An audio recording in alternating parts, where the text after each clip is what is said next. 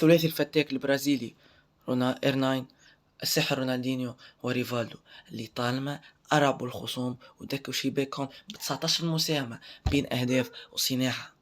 يعتبر رقم جبار في 7 مباريات، معدل مساهمات مرتفع للغاية.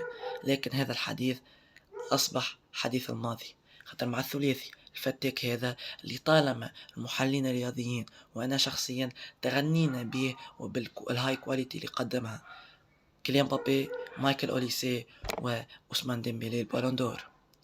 خاطر معدل المساهمات اللي قدموه في 6 مباريات ما يخليك أن ترفع لهم القبعة احتراما وتقديرا للجودة اللي قدموها في المباريات الحاسمة.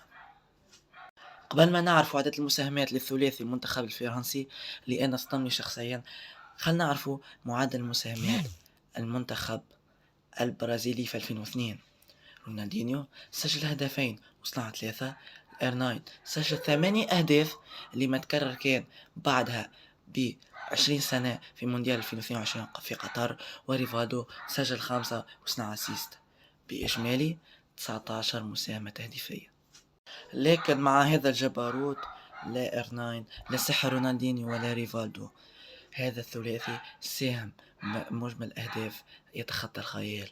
أوليسي 5 أسيست، كيليان مبابي 8 أهداف في 6 مباريات فقط و3 أسيست، وأوسمان ديمبيلي 5 أهداف وصناعتين. بإجمالي وصل إلى 23 مساهمة تهديفية في 6 مباريات فقط، وما زال على المونديال نصف نهائي والنهائي.